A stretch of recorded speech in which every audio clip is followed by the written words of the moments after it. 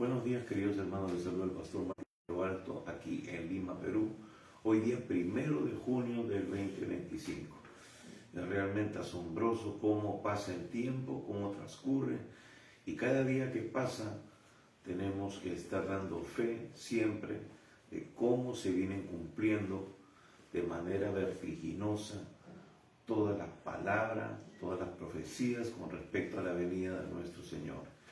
Y como siempre decimos al final de cada mensaje, tenemos que estar preparados por esa venida inminente, porque Él nos ha dicho que Él vendrá como ladrón en la noche.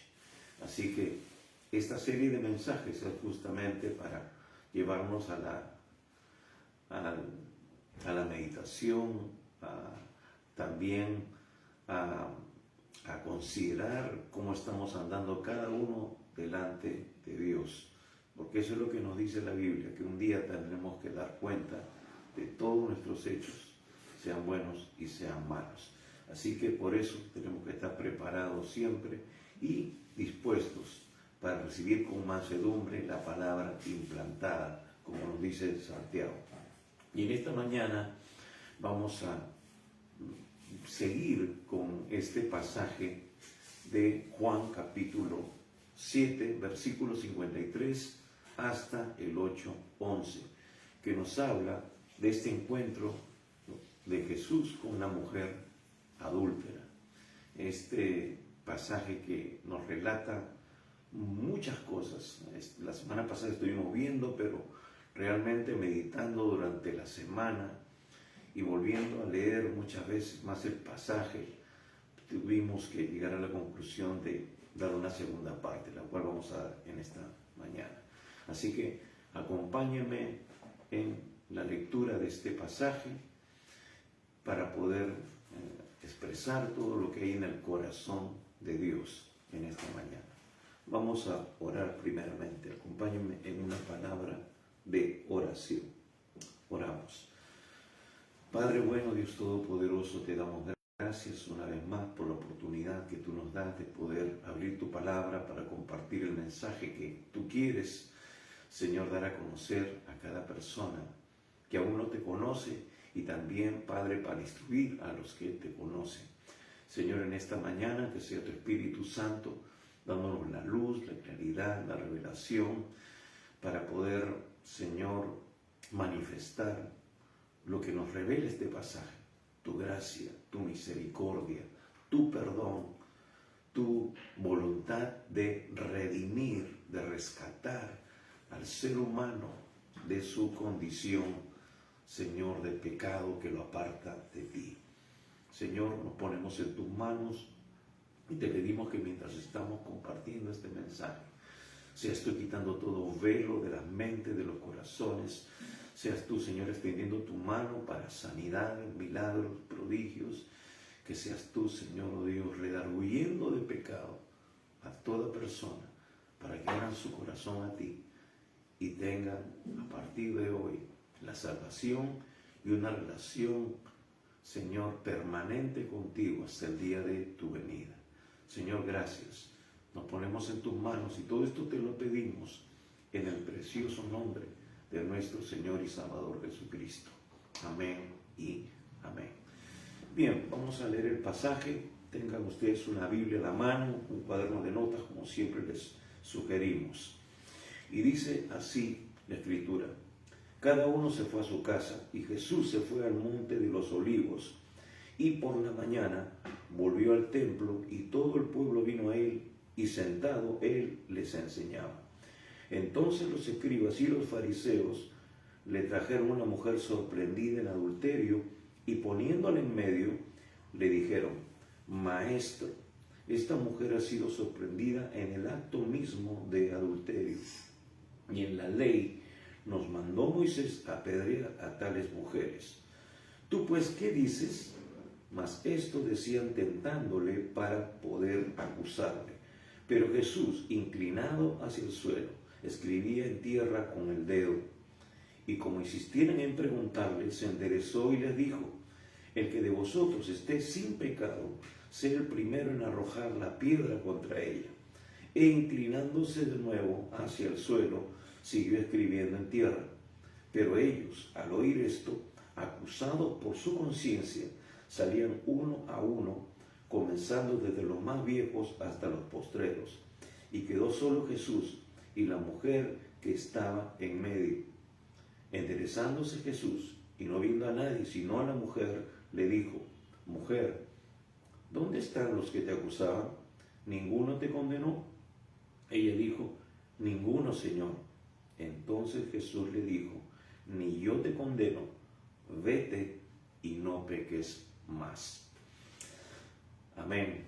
Bien, la semana pasada estuvimos viendo algunos aspectos sobre este pasaje. Hoy no solamente vamos a rememorar, vamos a recapitular algunos, sino que vamos a añadir mucho más, vamos a complementar más de lo que Dios quiere que nosotros podamos notar en este pasaje, porque eso va a ser de mucha ayuda para comprender más de lo que hay en el corazón de Dios y el propósito de Jesús, y el propósito del Evangelio también, del evangelista, al haber escrito toda esta historia y todo lo que tiene como parte de su evangelio.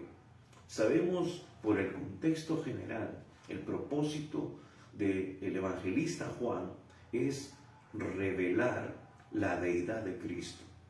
Es el propósito del evangelio de Juan. Es para que nosotros descubramos al Hijo de Dios, descubramos que Jesús es Dios. Por eso que desde el principio Juan desarrolla esa temática en general en lo que es todo su evangelio. Ahora, y para eso nos relata todos los acontecimientos que se desarrollan a lo largo de la vida de Jesús, cómo Él fue a las fiestas, cómo Él trató con la gente de manera personal. Hemos visto el trato que Él tuvo con los discípulos, con Juan el Bautista, con Nicodemo, también con la mujer samaritana, y después con otros personajes a lo largo de este evangelio. Entonces, siempre con ese fin, con ese propósito de revelarnos su identidad. Y este pasaje, básicamente los capítulos 7 y 8 están empapados, por decirlo así, de ese propósito. Y en el contexto que nosotros venimos desarrollando es del libro general sobre el tema de la deidad, de mostrar la identidad, la deidad, la divinidad de Cristo. También encontramos el contexto, al menos en este pasaje, de lo que es la fiesta de los tabernáculos. Entonces, estábamos viendo eso las semanas anteriores, de que dice que el último día de la fiesta, Él levantó su voz y dijo, ¿no? Y dijo, ahí vamos a leerlo.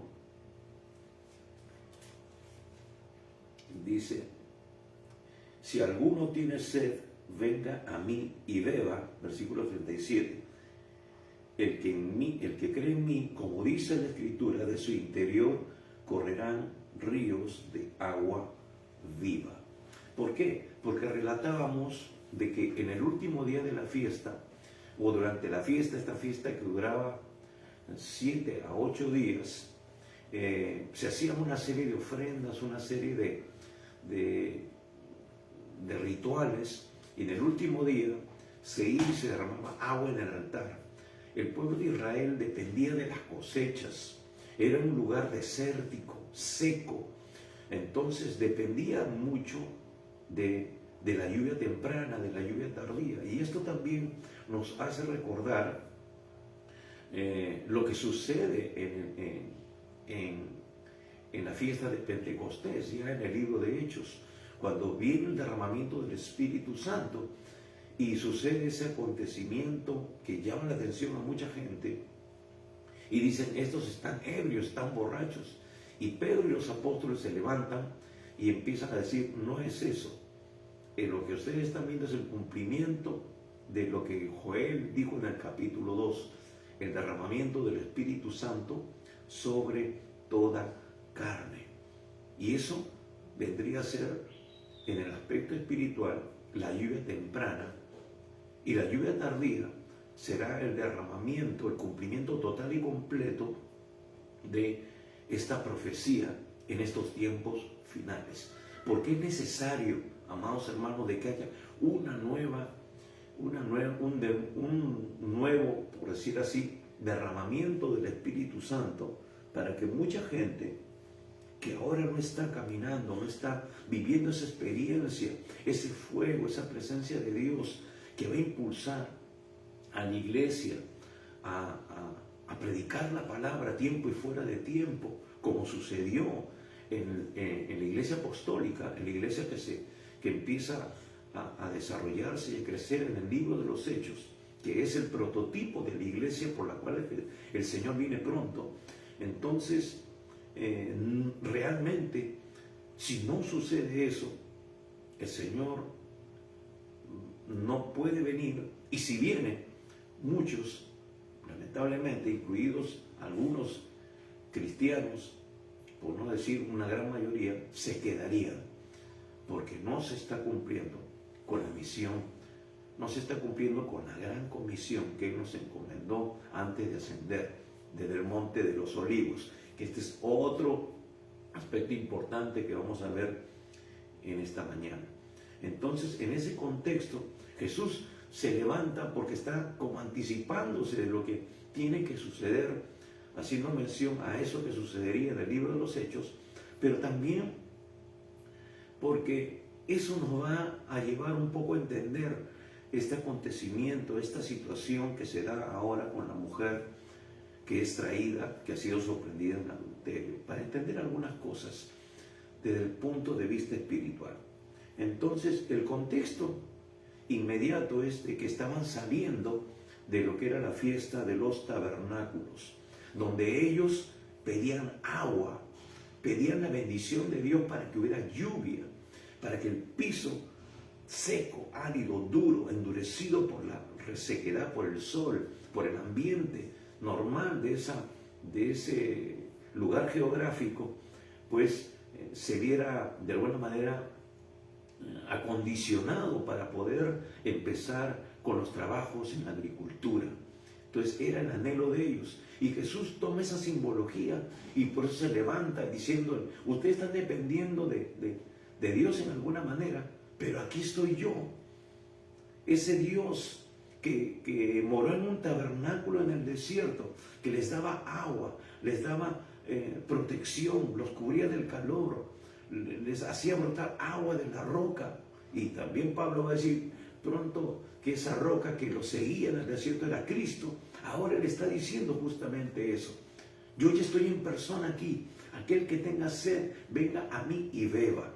Entonces Jesús tomaba también esas fiestas para dar testimonio de su identidad. Y lo vamos a ver también en este pasaje que hemos leído. Entonces, primeramente, dice el versículo 53, cada uno se fue a su casa. Cada persona que estaban escuchando el mensaje, que estaban recibiendo la palabra, se fueron a su casa. Pero dice, y Jesús se fue al Monte de los Olivos. Ahora, el Monte de los Olivos en el contexto bíblico es muy importante.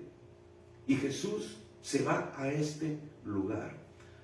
Ya Jesús tenía, como hemos dicho la semana pasada, la costumbre de ir a tener encuentros con su Padre. Ahora, Jesús es el prototipo, es también el modelo de cada uno de nosotros como hijos de Dios, como siervos de Dios, como personas que Él creó para tener una relación con Él, como en el inicio, que Adán y Eva estaban ahí en el huerto, y dice que Dios se paseaba en medio de ellos. Después, en el tabernáculo, es el prototipo y del deseo de Dios de habitar entre nosotros. Por eso que Jesús también se llamaba Emmanuel, Dios con nosotros. El deseo de Dios siempre es estar en medio de su pueblo, en medio de su creación. Y por eso anhela tener una relación íntima, no religión, sino una relación íntima con todo ser humano. Y ahora Él vino a habitar entre nosotros. Y Juan dice, vino a tabernaculizar entre nosotros. Él ahora era el tabernáculo viviente. Por eso es que hace mención en esta fiesta tan importante de los tabernáculos. Él está diciendo, ahora el anhelo que ustedes tienen, yo se los puedo dar de manera permanente, ya no solamente en una fiesta, sino que esta fiesta puede celebrarse todos los días de su vida, si ustedes me abren su corazón y permiten que yo señoree, permiten que yo gobierne en sus vidas. Esos ríos de agua viva van a saltar constantemente. Y Juan lo dice, que eso hablaba de la experiencia que iba a tener todo hombre y mujer que tuviera esa relación con Dios. Esos ríos de agua viva, hablando del Espíritu que iba a ser enviado después de su partida, iba a ser parte de la experiencia permanente, diaria, de todo ser humano. Por eso que también el Señor dice que Él estará con nosotros todos los días hasta el fin del mundo, porque es ya no una fiesta que se da una vez al año, 2 veces al año, sino que va a ser una relación permanente. Eso es lo que Dios anhela contigo y con su iglesia. Contigo que todavía no le conoces y también con su iglesia. Por eso se cultiva, amados amigos, hermanos. Eso es algo que se desarrolla a lo largo de nuestra vida natural. Y Jesús es nuestra muestra, es nuestro ejemplo. Él, estando en medio de nosotros, teniendo más cosas que hacer que tú y yo juntos, Él se daba el tiempo, Él buscaba, Él sabía cuál era su prioridad. Él iba a la presencia del Padre.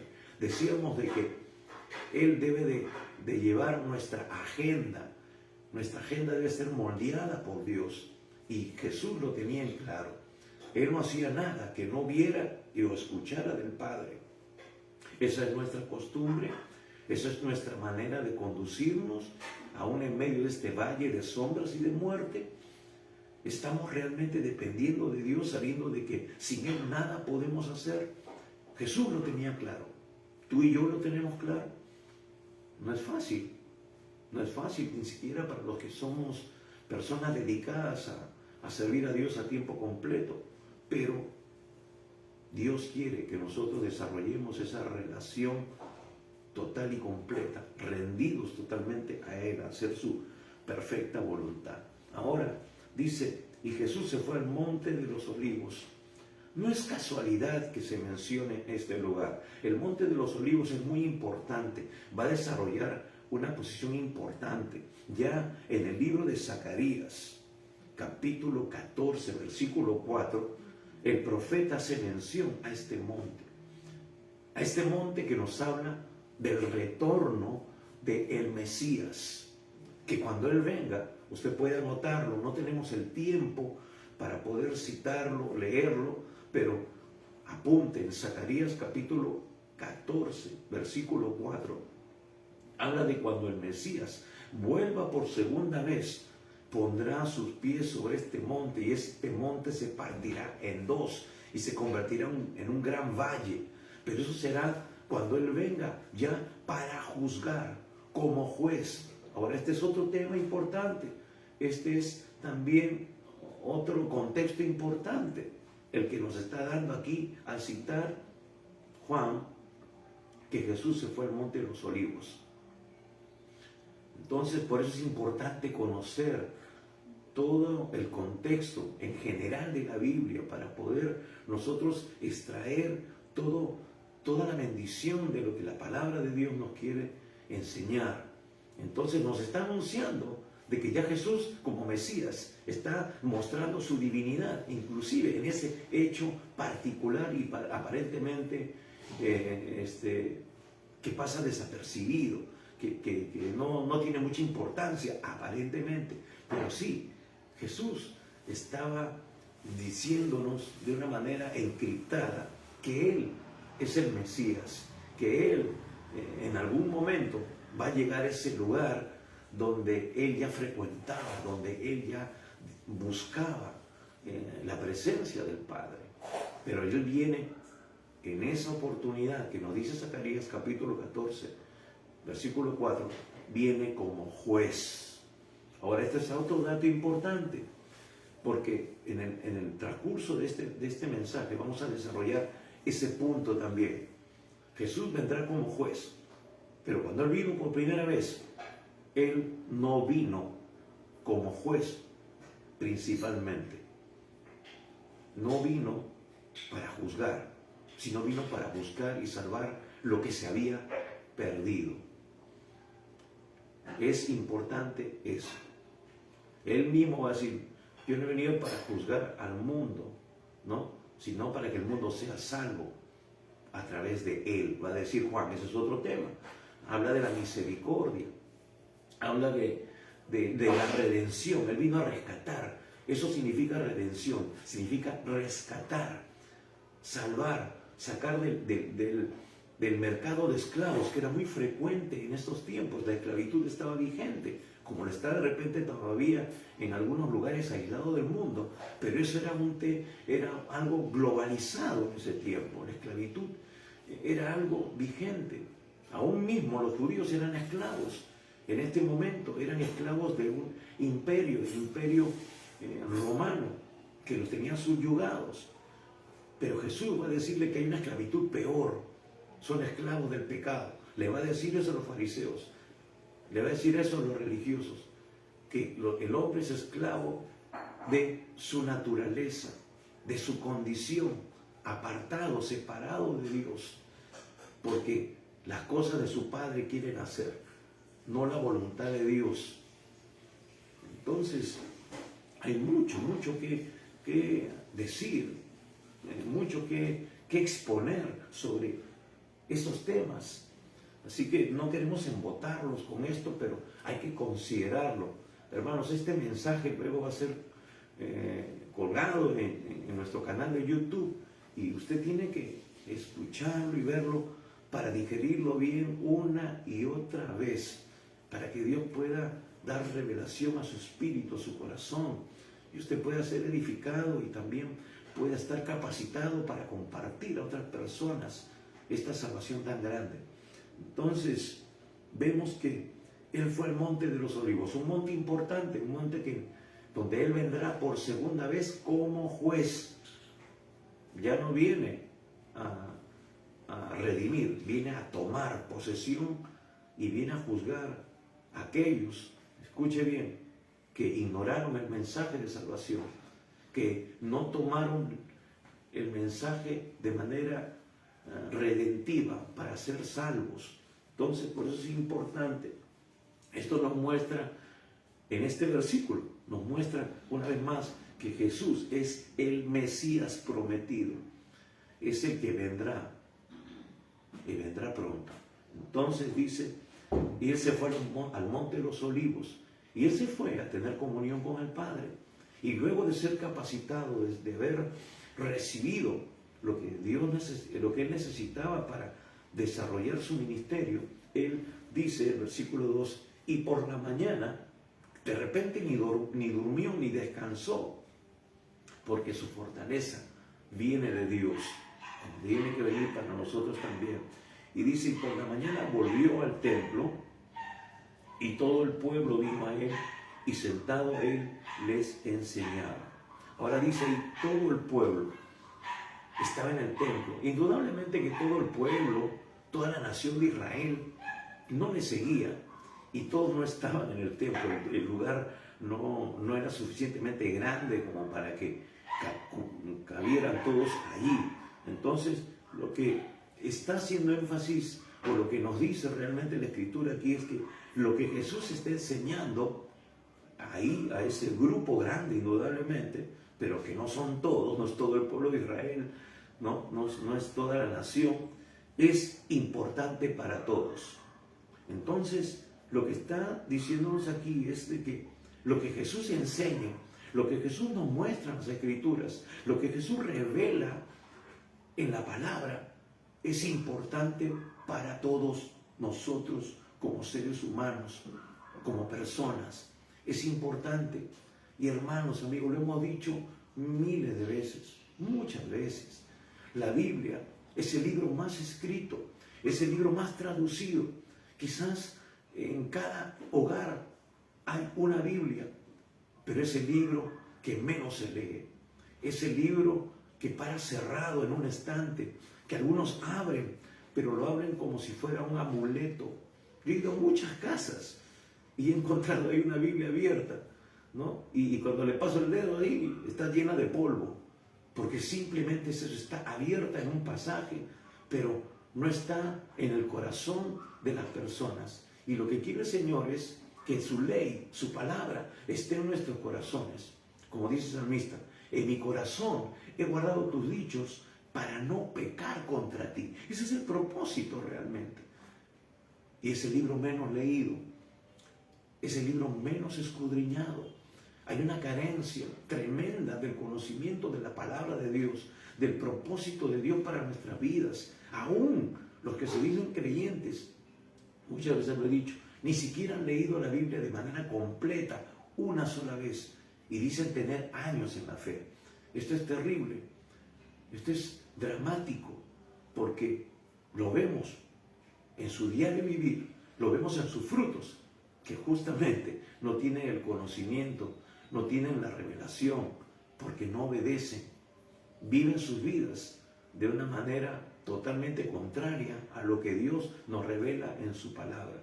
Por eso algunos dicen conocer a Dios, pero hermanos, viven en pecado, viven en idolatría, viven en mentiras, viven haciendo cosas que Dios dice en su palabra que no deben hacer. Por eso la religión no salva. Es una relación, porque tú cuando te relacionas con alguien es donde la conoces y sabes lo que hay en su deseo, en su corazón. Y nosotros estamos aquí para agradar a Dios, para hacer su voluntad, porque su voluntad es agradable y perfecta. Entonces, es lamentable de que muchos no conocen, no leen, no meditan, no escudriñan las Escrituras, inclusive los que se dicen creyentes. Eso es lo más lamentable, porque el Señor dice que al que más se le dio, más se le va a demandar. Así que mucho ojo con eso, hermano, amigo. Con mucho temor y temblor tenemos que nosotros retomar la senda. Tenemos que tener esa relación íntima con Dios, esa relación diaria, permanente. Entonces, lo que está diciendo aquí es que lo que Jesús está enseñando es realmente importante para todos en todas las épocas, en todos los tiempos, en todos los contextos, en todas las culturas. Eso es lo que está diciéndonos realmente en el sentido original el evangelista. Dice, y él sentado ahí les enseñaba. Él estaba enseñando. No sabemos sobre qué tema se desarrollaba su enseñanza. No nos lo dice. De repente, si hubiera continuado él, el evangelista nos hubiera podido relatar o decir de qué estaba enseñando. Pero indudablemente que Jesús, como tomaba oportunidades, la oportunidad, tomaba de repente la ocasión para enseñarles sobre ese tema, indudablemente, yo creo, pienso, ¿no? Es una especulación, pero no quiero estar muy lejos de la realidad. Creo que Jesús estaba tomando como oportunidad este asunto de la fiesta de los tabernáculos para enseñar sobre este tema, para desarrollar su enseñanza sobre esta fiesta y ampliar un poco más y demostrar o revelar realmente su relación, su divinidad en este asunto, tomando como ocasión esto. ¿Por qué? Porque vemos que Jesús enseñaba como parábolas. Esa era su enseñanza, él de la vida diaria sacaba una enseñanza. Entonces yo creo que estaba tomando, a mi manera de ver, parte de del contexto que estaba viviendo a través de esa fiesta que recién se estaba desarrollando o estaba terminando. Entonces creo que ahí estaba fundamentada su enseñanza, pero esto es solo una especulación. Sin embargo, no nos lo dice el evangelista, ¿no? Pero ahora, lo importante, lo que vamos a ver a continuación es que esto traía preocupación a los religiosos. Esto traía preocupación a estos religiosos que siempre están intentando impedir que él desarrolle sus enseñanzas, de que él haga algo para evidenciar y dar fe de quién es realmente el Hijo de Dios, el Mesías. Ya había habido enfrentamientos y luego van a decir, si tú eres el Mesías, dínoslo. Pero si se los he dicho, ustedes no creen, va a decir Jesús. Entonces, vemos aquí de que ahora se desarrolla otra situación.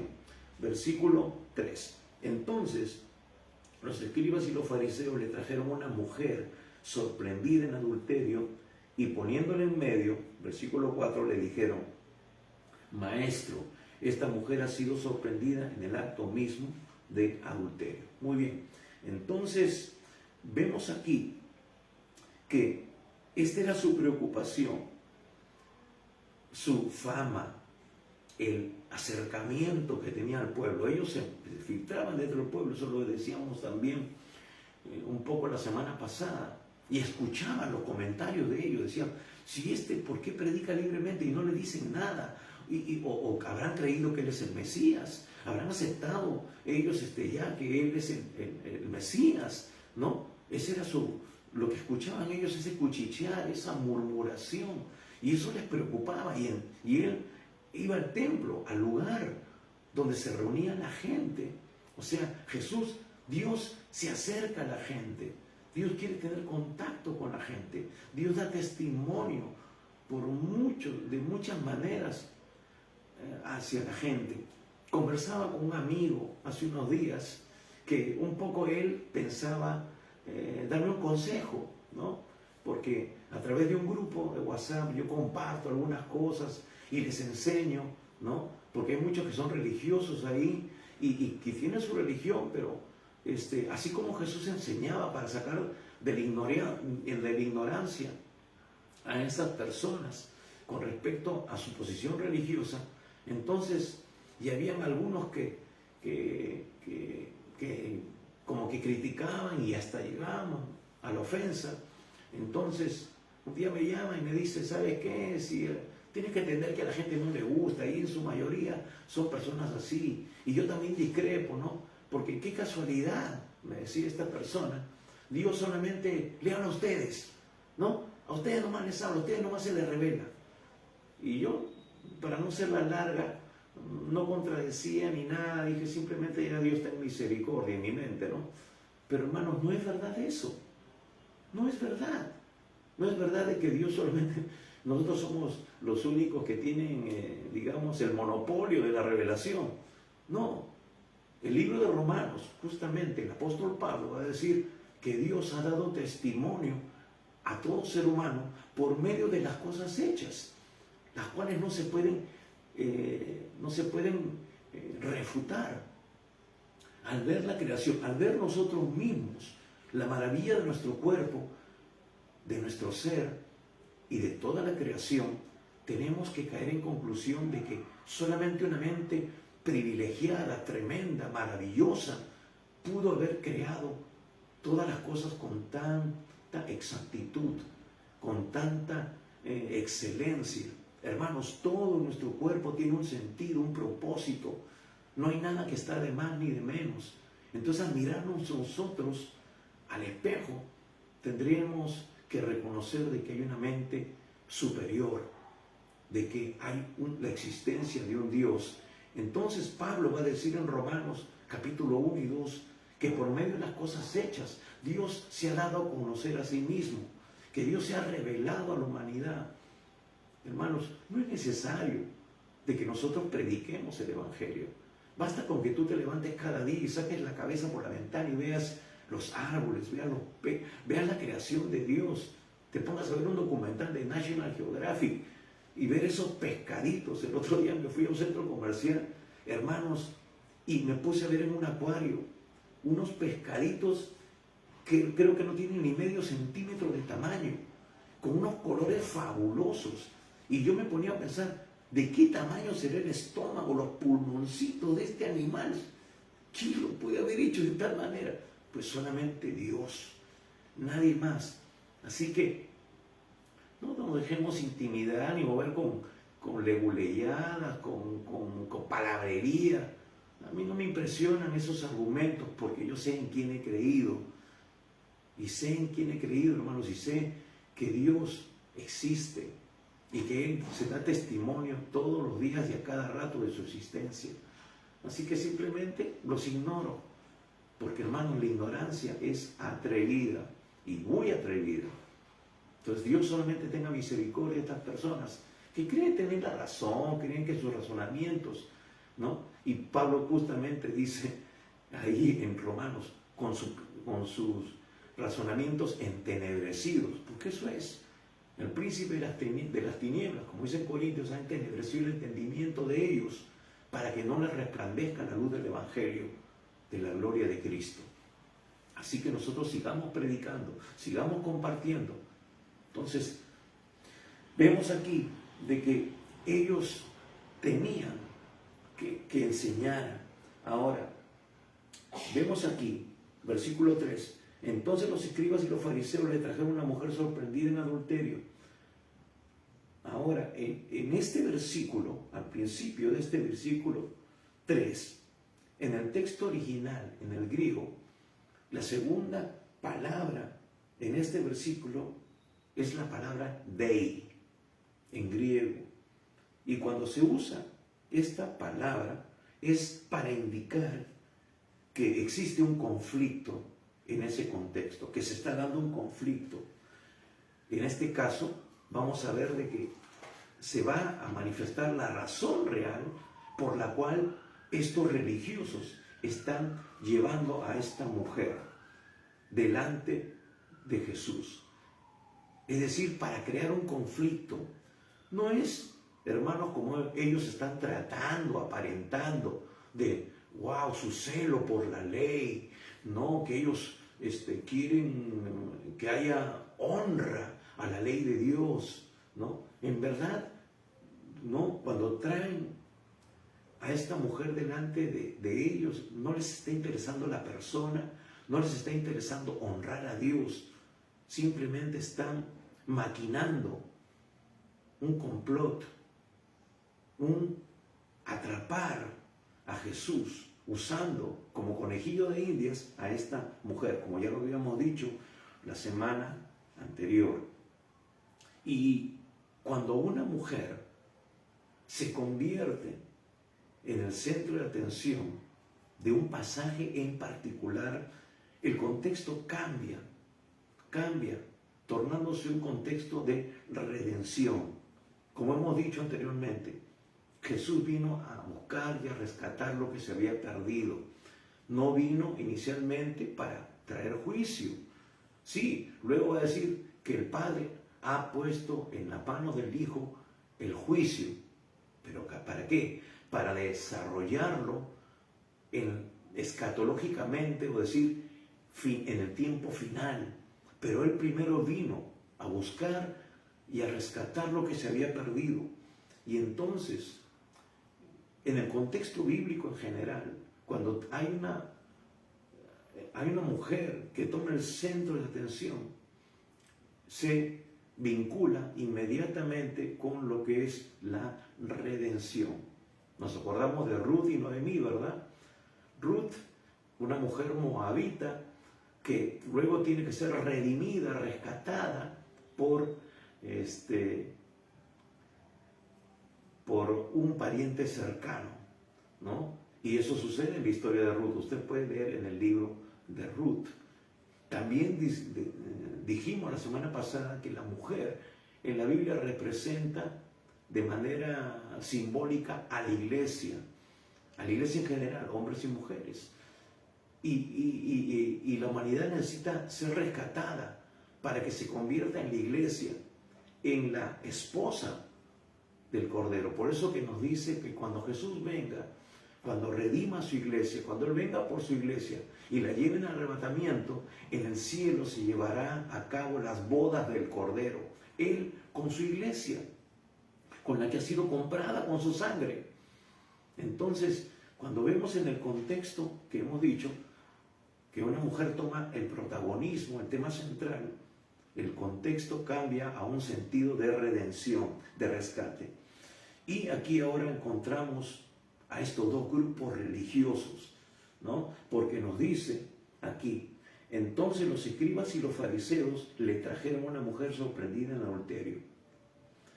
Habla de dos grupos que formaban el Sanedrín, este grupo que gobernaba el aspecto religioso, el aspecto espiritual, por decirlo así, de la nación judía.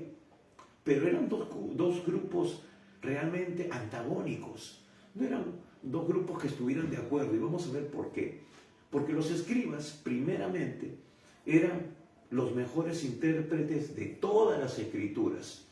Ellos conocían de tapa a tapa la ley mosaica, las escrituras, y la interpretaban de esa manera, en el contexto de la ley, ¿no? Propiamente dicho. Pero los fariseos también, ellos eran expertos en interpretación de las escrituras, pero no en su totalidad. No en su totalidad, sino que en lo que se dice en hebreo, el halayá.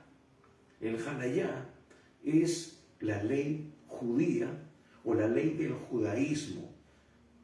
Y la mayoría de esta ley, aunque tenía una conexión con los mandamientos, la mayoría estaba basada en las, escuche bien, en las tradiciones de los ancianos. Y tanto los escribas y los fariseos, como hemos dicho, formaban parte del Sanedrín. Eran un grupo importante, pero muchas veces no se ponían de acuerdo en algunos temas. Pero en esta ocasión se unen por un propósito en común. ¿Cuál es el propósito en común? Tenderle una trampa a Jesús. Tenderle una trampa, desautorizarlo, crear controversia para que la gente ya no lo escuche, no lo siga, no preste atención a lo que él está enseñando, desvirtuar de alguna manera, quitarle autoridad. Esa es la idea, ¿no? Por la cual ellos usan a esta mujer y la traen. Ahora, era un grupo antagónico. Unos sí se basaban real y totalmente en la ley, ¿no? En todas las escrituras de ese tiempo, para interpretarla, a veces a rajatabla, de manera literal, pero los otros aumentaban las tradiciones de los ancianos. Tradiciones que Jesús también critica. Dice, ustedes ponen las tradiciones aún sobre las escrituras. Y dicen que eran grupos antagónicos. Esto lo vemos claramente, por ejemplo, cuando nosotros leemos el libro de los Hechos, y el apóstol Pablo, que había sido fariseo, es llevado, es juzgado, quería ser también ajusticiado, porque él estaba ahora predicando el Evangelio y justamente haciendo o con sus enseñanzas, su prédica, hacía que muchos que eran de la religión judaica se conviertan a esta nueva fe, a esta nueva doctrina, a este camino, como le dicen, como se menciona en el libro de los Hechos, a la fe cristiana. Y entonces los judíos habían jurado, dice, a no comer, ¿no?, hasta darle muerte a Pablo. Y cuando él llega para dar testimonio, para él testificar, dar su descargo, dice que él habla de cierta doctrina, al darse cuenta de que habían fariseos y saduceos ahí, él habla sobre la resurrección, habla sobre los ángeles, y entonces los fariseos dicen, bueno, si un espíritu le habló está bien, pero los otros, como no creían en eso, creó un caos ahí.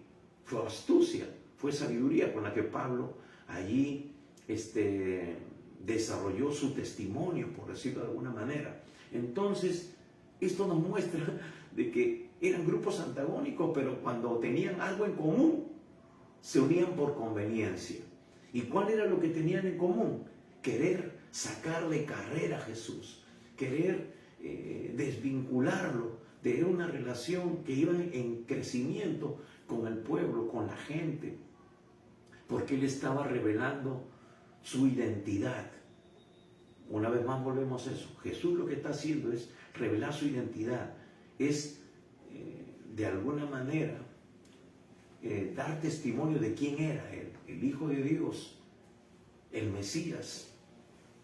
Entonces, eso causaba mucho peligro para que ellos perdieran sus adeptos, ¿no? Qué curioso, parece algo real en este tiempo, ¿no? Mucha gente, ¿no? Está perdiendo gente en su religión y por eso inventan cosas y dicen cosas fuera de contexto con la finalidad de desacreditar a aquel que está dando testimonio real de lo que Dios dice en su palabra. Ese es parte de mi testimonio diario, amados hermanos, pero tenemos que seguir adelante. No podemos nosotros dejarnos amedrentar ni tampoco desautorizar de manera maliciosa por algunas personas que dicen que su religión es la verdadera. Y ojo, yo no digo que mi religión es la verdadera. Siempre hablamos de que hay que tener una relación con Dios y eso es lo que predicamos y enseñamos. Porque si tú no tienes una relación con el Dios vivo y verdadero, entonces, lamentablemente, estarás privado de una eternidad en la presencia de Dios. Entonces, dice que estos se pusieron de acuerdo y traen a esta mujer sorprendida en adulterio y la ponen en medio. Y le dijeron, maestro, esta mujer ha sido sorprendida en el acto mismo de adulterio. Y en la ley nos mandó Moisés a apedrear a tales mujeres. Tú pues, ¿qué dices? Acá vemos varias cosas que se vienen a desarrollar. Entonces, vemos de que de manera lisonjera, ¿no? Digamos así, como decíamos en nuestro contexto, cachacienta, ¿no? De manera sarcástica. Le dicen, maestro, ¿no? Después incluso le van a decir, este está endemoniado, este demonio tiene y todo lo demás, ¿no? Es curioso cómo la religión maneja sus cosas.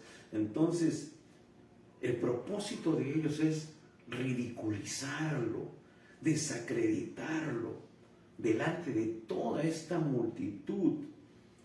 Realmente, hermanos, no les importaba la supuesta justicia que ellos aparentemente están demandando o tratando de dar a entender. Usan la ley como un pretexto para lograr sus bajos propósitos. No les importa la condición de la mujer. Ella está a punto de ser ajusticiada, de ser lapidada, una muerte terrible. Eso está por suceder, pero no le importa. Y no están aplicando la justicia de manera justa, por decirlo de alguna manera, ¿no? Porque en el versículo 4 nos dice, le dijeron, maestro, esta mujer ha sido sorprendida en el acto mismo de adulterio. Y como decíamos la semana pasada, para poder juzgar si fue un acto de adulterio, el adulterio es una relación ilícita entre dos personas, no entre una sola. Ahora quizás ellos lo usaron como pretexto, como anzuelo, como carnada, porque ya era una mujer que tenía una reputación, una mala reputación muy conocida. Entonces dijeron, ¿qué nos importa la vida de ella? Lo que nos importa es que este personaje ya no siga haciendo lo que está haciendo. Y ella no podía refutar nada. ¿Por qué? Porque realmente vivía en pecado. Porque sí, de repente su mala reputación, o de repente sí la encontraron, como dicen ellos, en el acto mismo de adulterio, ¿no? O de repente ellos estaban de alguna manera justificando, diciendo, no, pero si esta mujer cada rato lo hace, así que si le hemos encontrado o no, él no cambia nada, porque igual está en pecado.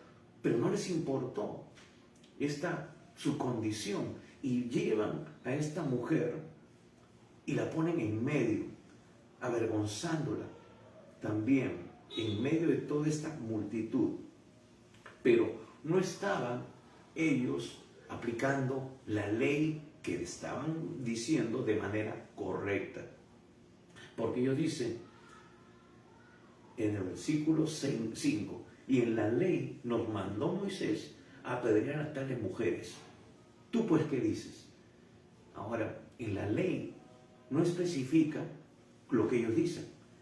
A tales mujeres, no, porque la relación de adulterio es realmente entre un hombre y una mujer. Debía estar también el hombre, pero él no estaba. Estaban manipulando la ley a su antojo para conseguir su propósito. No les interesaba realmente el cumplimiento de la misma ni el destino de la mujer. Y al hacer esto, estaban realmente quebrantando la ley. En Lucas capítulo 10, versículos 25 al 28, nos dice lo siguiente. Vamos a leer. Tenemos otros pasajes que solamente se los vamos a dar por razón de tiempo, pero en Lucas capítulo 10, este pasaje sí lo vamos a leer. Lucas 10, verso 25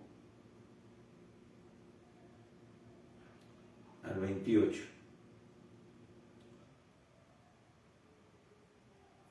Le dice: y aquí un intérprete de la ley se levantó y dijo para probar. Un intérprete de la ley, y ahí habían escribas y fariseos que eran intérpretes de la ley.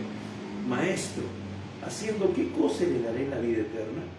Él le dijo: ¿qué está escrito en la ley? ¿Cómo lees?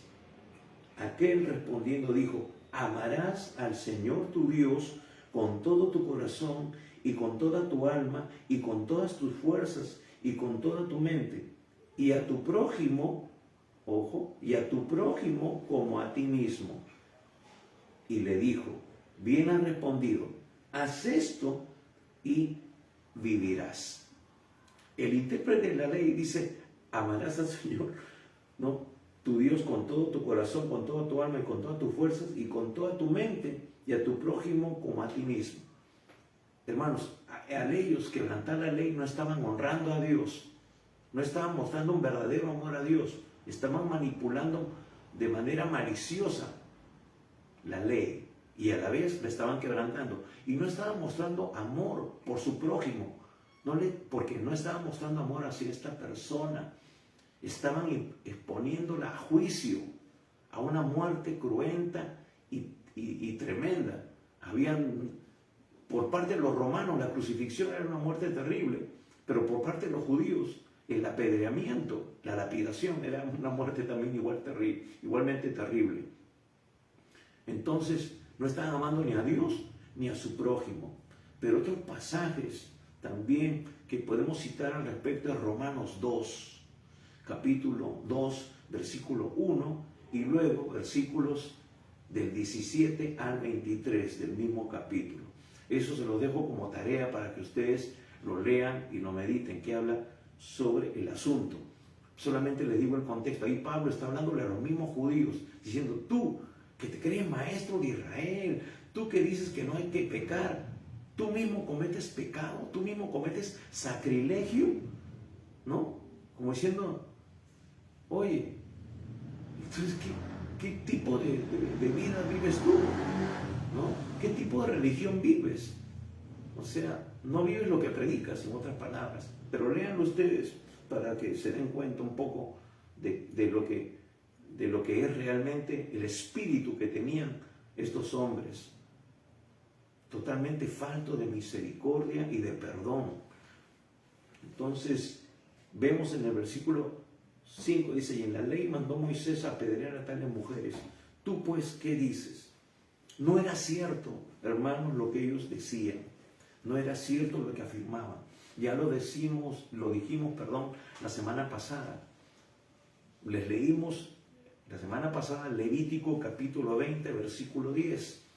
Lea usted Levítico capítulo 20, versículo 10. Deuteronomio capítulo 22, versículo 22. Y Deuteronomio capítulo 17, versículo 7. Ahí nos habla del contexto de esta ley que decía sobre el adulterio. Y habla de que ambos tenían que ser apedreados, el hombre y la mujer.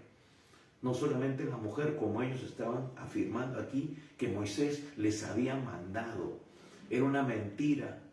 Y Jesús, que conocía bien las Escrituras, no iba a caer en esa trampa, porque eso era lo que ellos querían, tenderle una trampa, hacerle tropezar, caer, para, como hemos dicho, desacreditarlo, sacarlo de carrera, crear duda, confusión en la gente. Entonces, ellos solo muestran la culpabilidad de la mujer y dejan fuera de esta situación al hombre. Y esto refleja algo muy importante que está en contra de los principios, planes y carácter de reino. ¿Por qué hablo de reino? Porque lo que Jesús vino a establecer es el reino de Dios. Jesús siempre va a hablar del reino. Entonces, esto lo que ellos están tratando de hacer va en contra de ese reino que Jesús quiere establecer en medio de nosotros. Su prédica era arrepentidos, porque el reino de los cielos se ha acercado. Él no decía arrepentidos y conviértanse en una religión. No. Jesús habla más de una religión, habla de un reino, el reino de Dios que quiere establecer en toda la humanidad, en todo el mundo entero. Entonces, aquí está reflejando algo muy importante que está en contra de los planes y principios del reino. No les importa usar solamente a la mujer, avergonzándola públicamente, usándola únicamente para sus propósitos. Cuando alguien no tiene mentalidad del reino y no está realmente en la verdad bíblica, esa persona va a tener una actitud opresiva y vergonzosa contra las mujeres. Y hermanos, lo lamentable es que ni en el contexto cristiano, evangélico, por decirlo así, hay una actitud diferente a la que vemos en estos religiosos del pasado. En el presente también lo vemos. ¿No lo vemos acaso también aquí en la iglesia? ¿No vemos que se le restringe a las mujeres algún tipo de ministerios en la iglesia? Sí, es cierto de que Dios le ha dado autoridad al hombre, pero también va a decir de que ahora en la iglesia del Señor no hay diferencia. Hermanos, no hay diferencia entre hombre y mujer. Jesús no pagó más por los hombres en la cruz y menos por las mujeres. Jesús pagó el mismo precio por ambos. Jesús vino y en su ministerio vamos a ver que Él vino a dignificar a la mujer, a ponerla en alto, a ponerla en un lugar de donde se le había degradado por causa de estas religiones, porque la religión judía también tenía algo de eso. Se contaban solamente las mujeres y los niños, pero no se contaban a las mujeres. ¡Qué tremendo! A las mujeres no se les consideraba en algunos aspectos de la sociedad. Y no es verdad que eso sucede en otras religiones también y de manera mucho más opresiva, más drástica, más perversa. Ustedes conocen cómo se tratan las mujeres en el Islam. No se les permite, tienen que estar tapadas como momias, ¿no? Claro, está bien, ¿no? Porque también el otro,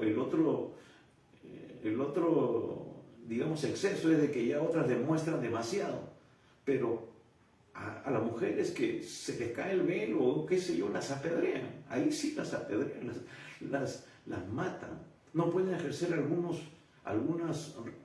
roles en la sociedad de esas culturas. Entonces, pero trataban muy mal, se les consideraba de lo peor. Pero en el Nuevo Testamento, al entrar Jesús al plano humano en su encarnación y al desarrollar su ministerio, la condición de la mujer cambia, tomando un protagonismo importante durante su ministerio y posteriormente en la iglesia apostólica. Vamos a encontrar en las cartas pastorales, como Pablo dice a la hermana Febe, a fulana, a la diaconisa, qué sé yo, a la iglesia que está en tu casa, Priscila y Aquila. O sea, que ellos pastoreaban. No sé, que no, acá no hay de que la mujer no pastorea o sí pastorea. Hermanos, Dios levanta hombres y mujeres justamente porque los hombres no tienen los pantalones para ejercer un ministerio como Dios quiere que lo ejerzan. También tenemos que mantener equilibrio. De repente hay mujeres que se les pasa la mano, pero bueno, por eso tenemos que tener equilibrio. La vida cristiana se mantiene, es una vida donde debe de manifestarse un equilibrio al respecto. Ese es otro tema que ya en algún momento lo abordaremos. Pero lo que sí vemos es de que Jesús dignifica a la mujer. Muchas mujeres apoyaban en su ministerio. Las mujeres fueron las primeras en ir al sepulcro, fueron las que dieron la noticia. Entonces, las mujeres toman un protagonismo muy importante y no se les puede quitar eso. Dice que hay que honrarlas como el vaso más frágil. Y Jesús va a decir también en Efesios de que Él, por la iglesia, que es su esposa, su novia, está dispuesto a dar su vida por ellas. Es más, ya dio su vida por la iglesia, comprada con su sangre. Así que ahí está la posición que Dios quiere volver a dar a aquellas mujeres que han sido relegadas por condiciones culturales y también por el machismo que impera en algunas sociedades. Versículo 6, mas esto decían tentándole para poder acusarle, pero Jesús, inclinado hacia el suelo, escribía en tierra con el dedo. Aquí vemos la primera mención a esto. Vemos de que Jesús, inclinado hacia el suelo, escribía en tierra con el dedo. Para atraparlo, desacreditarlo, para que la gente no escuche sus enseñanzas ni le sigan. Le dicen esto para tentarle. Ahora dice que Jesús se inclina y con su dedo escribía en la tierra con el dedo. Muchas suposiciones y especulaciones, como dijimos la semana pasada, se hablan al respecto de que Jesús estaba escribiendo los nombres de las personas que estaban ahí acusándola, los pecados de ellos, ¿no? Había muchas interpretaciones al respecto, pero cuando nosotros tenemos un conocimiento panorámico y sólido de las Escrituras y escuchamos, vemos a Jesús escribiendo en tierra y conocemos el contexto de la realidad en la cual está aconteciendo esto, nos acordamos de un hecho histórico sin precedentes. Nos acordamos de cuando Dios con su dedo escribió en las tablas de piedra, en las tablas de la ley que iba a establecerse a esa nación que estaba naciendo, que estaba emergiendo, el pueblo de Israel en el desierto, con el liderazgo de Moisés. Por eso que ellos dicen, y en la ley nos mandó Moisés. Bueno, Moisés era simplemente el intermediario. Pero aquí vemos ahora un acontecimiento muy similar, pero ahora ya en el Nuevo Testamento. Y él, Jesús, como Dios mismo, haciendo el mismo acto que Dios, el Padre, llevó a cabo en el monte Sinaí, escribiendo con su dedo la ley que iba a establecerse como los principios morales, éticos y religiosos de la nueva nación que se estaba formando. Ahora, miren, como hemos dicho, en el contexto del Evangelio de Juan, y de manera particular en los capítulos 7 y 8 que estamos viendo, Juan está tratando una vez más de probar y demostrar la identidad de Jesús como el Mesías, el Hijo de Dios, mostrar su divinidad.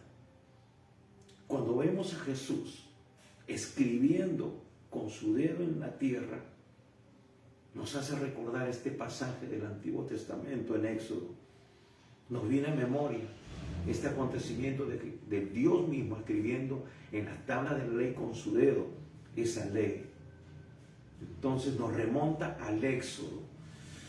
Ahora, veamos el contexto ya en este acontecimiento. Hemos dicho que el contexto también es que ellos se encuentran finalizando la fiesta de los tabernáculos. Y hemos dicho de que parte de este ritual era ir con agua y derramarla sobre el altar como un hecho profético, como un pedido de oración, pidiendo que hubiera una buena lluvia para poder tener una excelente cosecha en la próxima temporada de siembra y cosecha en el pueblo de Israel. ¿Y por qué? ¿Por qué? Porque la tierra, como hemos dicho, Israel es un desierto, la tierra estaba seca, estaba dura, estaba como piedra. Entonces no es que Jesús estaba escribiendo en la arenita, el piso estaba blandito. No, hermanos, la tierra estaba seca, estaba como cemento. O sea, prácticamente Jesús se iba a rasgar el dedo escribiendo ahí, pero él está tratando de mostrar algo de su propia naturaleza, de su divinidad. Por decirlo de alguna manera, es como si él estuviera escribiendo sobre la piedra. Y aquí, hermano, lo que Jesús está haciendo es revelarnos una vez más su identidad, su divinidad, que Él es Dios, Dios en medio de ellos. Como dice su nombre, Emmanuel, Dios con nosotros. Dios Padre escribió la ley en tablas de piedra en el Éxodo. Y Jesús ahora, como verdadero Dios, está reescribiendo, por decirlo así, la ley en el Nuevo Testamento, dándole el sentido real y verdadero, lo que hay realmente en el corazón de Dios. ¿Por qué? Porque Jesús más adelante en Juan 14:6 va a decir: yo soy el camino, yo soy la verdad, yo soy la vida. Por eso Él está escribiendo la ley en el Nuevo Testamento, dándole sentido real y verdadero, porque Él es la verdad y la vida. Y hermanos, cuando nosotros vamos a Juan en el primer capítulo para recordar, vamos a ver lo que realmente Juan está diciendo con respecto a Jesús. Vayamos un instante a Juan capítulo 1, versículos 16 y 18. Al 18, perdón. Dice, miren lo que dice Juan, dando testimonio de Jesús. Porque en su plenitud tomamos todos y gracia sobre gracia. ¿Qué es la gracia? El favor inmerecido de Dios. Versículo 17. Miren, pues la ley por medio de Moisés fue dada, pero la gracia y la verdad vinieron por medio de Jesucristo. A Dios, versículo 18, nadie le dio jamás. El unigénito Hijo que está en el seno del Padre, Él le ha dado a conocer. Jesús está dando a conocer al Padre. En la ley vino por Moisés, nos dice este pasaje, pero la gracia la gracia y la verdad vinieron por medio de Jesucristo. Es decir, el complemento de esa ley rigurosa, de esa ley que no mostraba misericordia. Y miren, ¿qué va a decir el profeta Oseas de parte de Dios? Oseas capítulo 6, versículo 6. Y Jesús lo va a mencionar también en el Nuevo Testamento, pero miren lo que dice Dios a través del profeta Oseas en el capítulo 6, versículo 6. Dice lo siguiente: porque misericordia quiero y no sacrificio, y conocimiento de Dios más que holocaustos. Esos hombres realmente querían pretender representar a Dios, pero no conocían el espíritu, el corazón, la gracia y el amor de Dios hacia su creación, hacia su humanidad caída. Hermanos, y Dios está dando a revelar realmente lo que hay en el corazón de Dios. La misericordia, como hemos dicho al principio, que Jesús no vino a condenar al mundo, sino para que el mundo sea salvo por él. Juan 3, 16, 17 dice: de tal manera amó Dios al mundo, que ha dado a su Hijo unigénito, para que todo aquel que en él crea no se pierda, mas tenga vida eterna.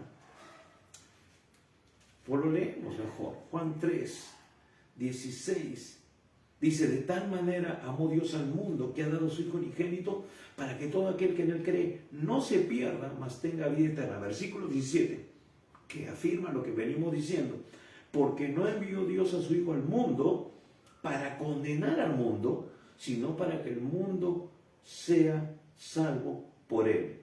El que en él cree no es condenado, pero el que no cree ya ha sido condenado, porque no ha creído en el nombre del unigénito Hijo de Dios. Y esta es la condenación, que la luz vino al mundo y los hombres amaron más las tinieblas que la luz, porque sus obras eran malas. Esa es la condición. Hermano, Jesús vino a dar el mensaje para que la gente entre en razón y reconozcan su pecado, reconozcan que necesitan de Dios, que sin Dios nada pueden hacer, que no pueden por sus propios méritos alcanzar una salvación tan grande. Miren, la salvación era tan grande y tan costosa que el hombre no podía pagarla. Por eso que el Señor nos la da gratuitamente. Sí, parece loco, pero el apóstol Pablo va a decirle que a Dios le complació salvar a la humanidad por medio de la locura de la predicación. Tú no tienes que hacer nada. Lo único que tienes que hacer es recibir a Jesús, entregarle tu vida. Parece tan simple, pero a la vez tan difícil de entender. Pero los que lo han experimentado, los que lo han hecho, ahora pueden disfrutar de esa comunión con Dios, de esa paz que sobrepasa todo entendimiento, de esa transformación permanente, porque Dios sigue tratando con nosotros. No somos perfectos, estamos siendo tratados, estamos siendo procesados por Dios. Pero aquí vemos que ellos quieren imponer justicia. Dice el versículo 7, y como insistieron en preguntarle, se enderezó y les dijo: el que de vosotros esté sin pecado, sea el primero en arrojar la piedra contra ella.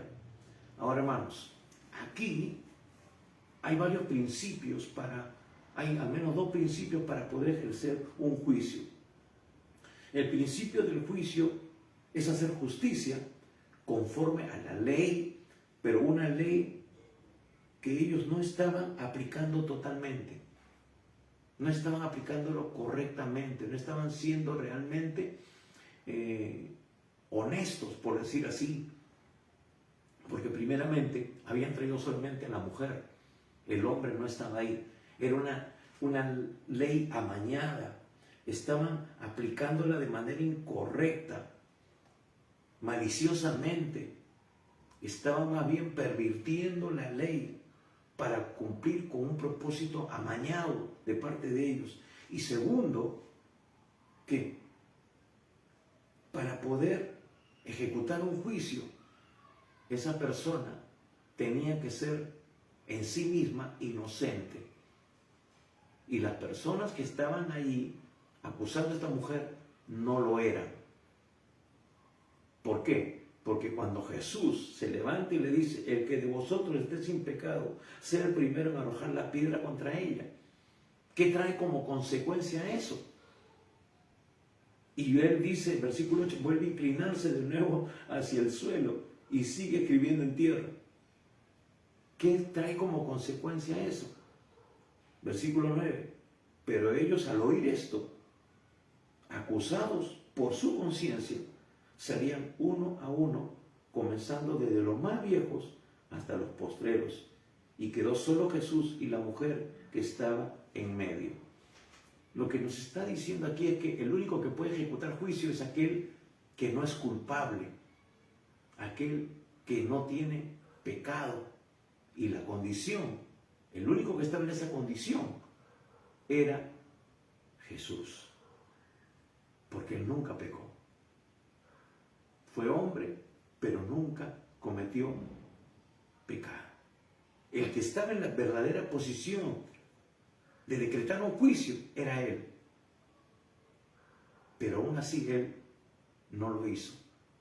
Ojo, que no está diciendo que no hay que condenarla, que no hay que corregirlo, que sí quebrantó la ley, pero tenemos que aplicarla correctamente en esas dos condiciones. Primeramente, no está completo, digamos así, quienes cometieron el pecado. Y segundo, los que estaban acusando, al no aplicar la ley correctamente, estaban en falta, estaban en pecado, por lo que ya hemos mencionado anteriormente. Entonces ellos no estaban habilitados. Y por eso Jesús contraatacó de alguna manera al decirles estas palabras, y la conciencia de ellos no pudo.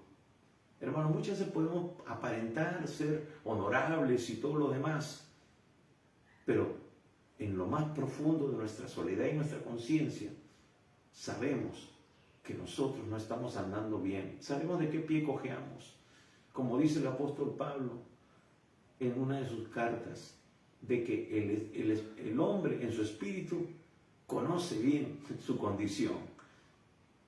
Así que Jesús apeló a ello, y por eso ellos se fueron yendo uno a uno, de manera sigilosa, escondida, antes de que se dieran cuenta de que yo me había movido primero, hasta que se diluyó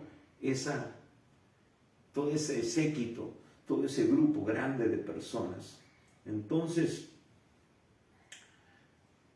Jesús nos ratifica una vez más el propósito por lo cual Él vino inicialmente a este mundo.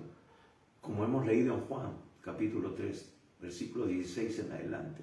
Jesús no vino a condenar al mundo, sino para redimirlo, para rescatarlo de su condición de pecado que lo separa de Dios.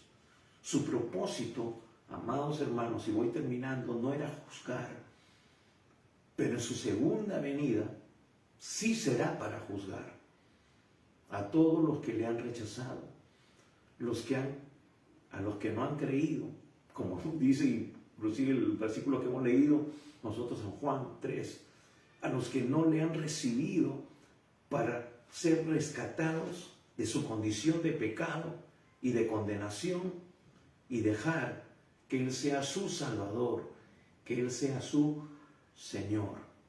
Tú ya tienes a Jesús como tu Señor, como tu Salvador. Ya le has recibido en tu corazón como tal. Le has entregado tu vida. Entonces, vemos estos líderes religiosos que exigen justicia estricta, pero Jesús revela el valor del perdón y la compasión. Nadie lanza la piedra porque todos están conscientes de su propio pecado. Ahora Jesús, aparentemente muchos pueden leer y decir, bueno, pero Jesús está pasando por agua tibia el pecado de esta mujer. No es así.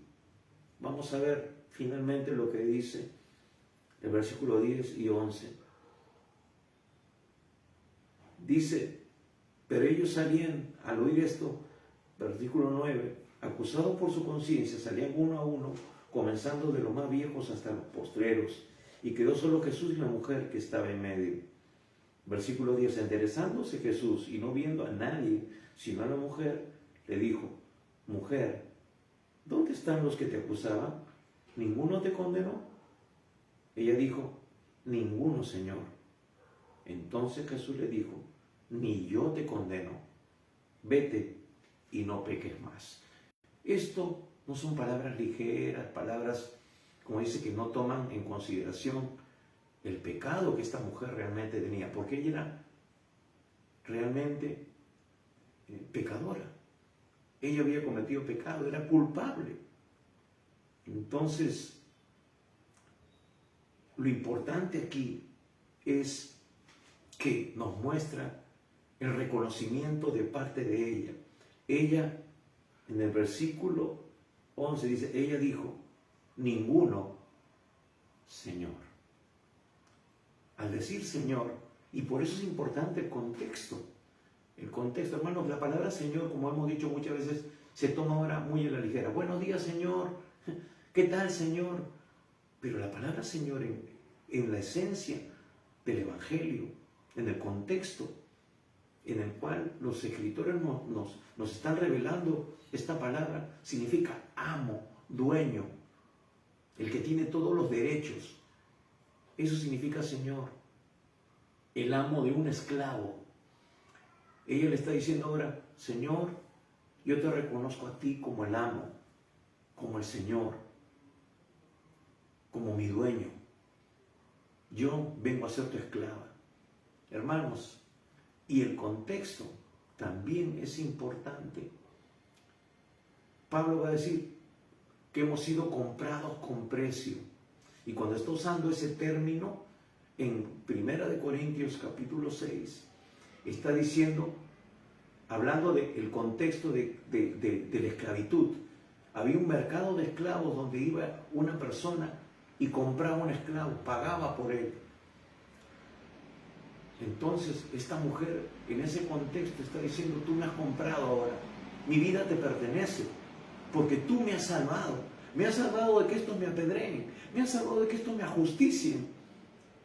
Ahora, hermanos, es tremendo, es maravilloso cuando nosotros entendemos de dónde nos salvó el Señor, de dónde nos rescató, de nuestra vana manera de vivir, y en su misericordia nos alcanzó. Extendió su mano y nos sacó de las puertas del infierno, como dice Pedro, para trasladarnos a su reino de la luz, pero para que ahora nosotros seamos testigos de sus maravillas, de su gracia, de su misericordia. Realmente esta mujer fue salvada 2 veces, salvada de la muerte física, porque iba a morir físicamente, y salvada de la muerte espiritual, porque si moría en esa condición, iba derechito al infierno. Como muchos, miles de personas están yendo al infierno por solamente tener una religión y por no tener la verdadera salvación en Cristo. Por eso es importante que tú hoy le abras tu corazón al Señor, que hoy tú le entregues tu vida. Esta mujer lo reconoció, le dijo, ninguno, Señor. Al decirle Señor, está reconociéndole a Él como el dueño, como el amo. La mujer vuelve a convertirse ahora el centro de atención para resaltar la importancia no del juicio, sino de la redención, del rescate que Jesús está obrando a favor de ella. Jesús no vino a condenar, sino que vino para poner convicción de pecado en la gente y se arrepientan. Ahora, curioso, Jesús confronta a estos hombres. Ellos tienen convicción de pecado, se sienten culpables, pero se retiran. Acá hay dos cosas. Ese grupo que son convencidos de pecado, pero se retiran tal como vinieron, como sucede en una iglesia cuando alguien predica el Evangelio. Unos se van tal como fueron y otros se quedan y son transformados porque reconocen que están mal y pasan al frente para entregar sus vidas a Jesús. Ellos tuvieron convicción de pecado, pero no cambió nada sus vidas. ¿Por qué? Porque no le abrieron a su corazón al Señor. Se fueron, huyeron como ratas, por decirlo así. Pero esta mujer, no. Ella reconoció, ella tomó la decisión correcta. No le quedaba otra, pero lo asumió. Ella no dijo, Señor, gracias, me libraste, qué bueno, no era culpable porque tú sabes, faltaba el hombre. No argumentó. Ella con su actitud reconoció que también él estaba en falta. Ahora, y eso fue lo que trajo salvación. Eso fue lo que hizo que esta mujer pudiera, lo sé, que le encontraremos en el cielo en el tiempo final. Ahora, dice esta mujer que era realmente culpable por su pecado, como todo ser humano, lo reconoció como Señor. Le salvó la vida, como hemos dicho, 2 veces. La física, porque iba a morir apedreada, y la espiritual. Era realmente volver a nacer también en los 2 sentidos. Porque volvió a nacer, iba a morir físicamente, ¿no? Fue una nueva oportunidad de vida. Y también nació del Espíritu, porque a partir de ese momento, ella ya tenía vida eterna, tenía la salvación eterna. Y ahora eso debía evidenciarse en un cambio real de vida de ahí en adelante. Por eso le dice, vete y no peques más. Hermanos, Jesús nos ha salvado, pero quiere que vayamos y no pequemos más. Hay muchos creyentes, sí, seguimos siendo pecadores de alguna manera, pero ya nuestra vida no es esa constancia de pecado. No practicamos el pecado, dice Juan en su carta, en primera de Juan, que el creyente verdadero no practica el pecado. Sí, podemos pecar, pero de ahí nos levantamos y ya no nos sacudimos y seguimos adelante. El asunto es si seguimos practicando el pecado, si seguimos quebrantando los principios de Dios establecidos en su palabra por falta de conocimiento, porque no escudriñamos las Escrituras. Dice, mi pueblo perece por falta de conocimiento. No está hablando de cualquier persona, está hablando de mi pueblo. Tú eres pueblo de Dios, nación adquirido, nación santa, pueblo adquirido por Dios.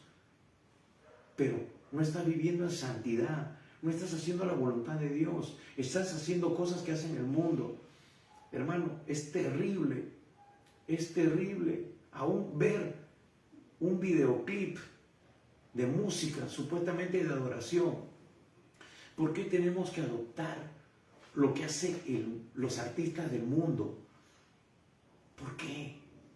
Ellos se hacen cortes de cabello medio raros, locos, se pintan el cabello de diferentes colores.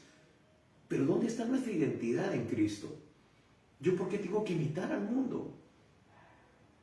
¿Por qué? ¿Por la fama? ¿La fama se me ha subido los humos? ¿Por qué tengo que adquirir ciertas poses? No hay diferencia. Realmente si pusiéramos, hermano, un videoclip de esa música y le bajamos el volumen, podríamos decir de que son personas del mundo que están cantando. Tatuajes, pintadas de pelo, peinados raros, aretes. ¿Qué estamos nosotros evidenciando realmente? ¿Nuestra identidad en Cristo? Le preguntamos al Señor, Señor, ¿tú harías esto para yo hacerlo? Entonces, ¿cuál es nuestra posición? ¿Una posición de Jesucristo superstar de los años 70? ¿O un Cristo de la Biblia que nos muestra otro tipo de vida? Una vida realmente transformada, una vida en línea con la palabra, porque Jesús era el verbo hecho carne. Él vivió lo que predicó, Él vivió la palabra. La pregunta es, ¿estamos viviendo en ese estándar? ¿Estamos viviendo la palabra? ¿Estamos viviendo lo que Dios dice o lo cuestionamos? ¿O hacemos lo que nos da la gana? Racionalizamos la palabra, la humanizamos, la contextualizamos a nuestro antojo. Hermanos, mucho cuidado, porque Jesús, ya lo ha dicho, lo dice en su palabra, Él viene por una iglesia sin arruga y sin mancha. Él viene por aquellos que hacen su voluntad, no por lo que dicen Señor, Señor, sino por todo aquel que hace la voluntad del Padre. ¿Estamos viviendo de esa manera? Espero que sí. Y si tú no lo estás haciendo, aún siendo creyente, hoy es el día en que tú tienes que volverte a Dios, pedirle perdón y volver a la senda antigua, volver a los principios de Dios. Y si tú no lo has hecho aún, hoy Dios te da la oportunidad de entregarle tu vida, de abrirle tu corazón, porque el Señor te ama y no quiere que nadie se pierda, sino que todos le conozcan. Escúchame bien, Dios quiere que tú tengas una relación con Él, no religión, porque una vez más la religión no salva. Estos hombres eran religiosos hasta el tuétano, pero ninguno de ellos fue salvo. Se fueron tal como vinieron. Así que hoy tú tienes la oportunidad. Cierra tus ojos por un instante, pero ábrele tu corazón y abre tu boca, porque la Biblia dice que con el corazón se cree para justicia, pero con la boca se confiesa para salvación. Así que de todo corazón, dile en esta oportunidad al Señor, dile: Padre Santo, reconozco que soy pecador y que necesito de tu perdón. Señor, perdóname por todos mis pecados. Estoy dispuesto a abandonar el pecado. Señor, le dijo a esta mujer: vete y no peques más. Señor Jesucristo, creo que tú has muerto por mis pecados en la cruz, ocupando el lugar que a mí me correspondía, y eres mi Salvador. Ahora mismo, Señor, yo te invito a entrar en mi corazón. Te entrego totalmente mi vida. Toma el primer lugar en mi vida y te seguiré obedeciendo tu palabra cada día. Señor Jesús, hoy te entrego mi vida. Hoy, Señor, yo te abro mi corazón para que a partir de hoy tú te conviertas en mi Señor y mi único Salvador. Amén. Si tú lo hiciste sinceramente, de todo corazón, la Biblia dice que hoy tú te has convertido realmente en un hijo, en una hija de Dios. Que hoy tu nombre ha sido escrito en el libro de la vida del Cordero. Y ya no irás a condenación, como hemos leído Juan 3:16, 17 y 18, sino que has pasado de muerte a vida espiritual. Has experimentado el nuevo nacimiento. Pero ahora, a partir de hoy, tienes que empezar a vivir en línea con lo que Él dice en su palabra. Si no es así, simplemente te has convertido en un religioso. Te vas a convertir en un religioso. Tienes que vivir de acuerdo a lo que Él establece en su palabra, porque Él es el manual de vida para ti y para todo ser humano, no para los religiosos solamente.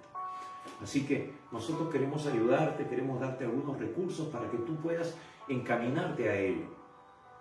Así que escríbenos, mándanos una nota y nosotros estaremos contactándonos contigo para ayudarte, para guiarte. Nosotros lo único que queremos es enseñarte a depender de Dios, no a depender de nosotros como hace la religión. Así que, amados amigos, hermanos, gracias por su atención, gracias por su tiempo.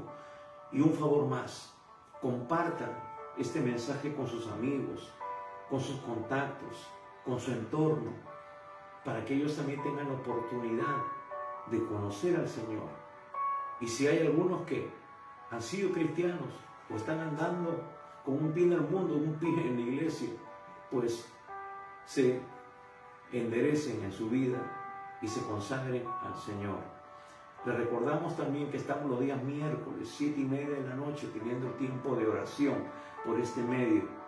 Y como hoy, domingos, 11 de la mañana, estamos dando el mensaje de salvación y de edificación.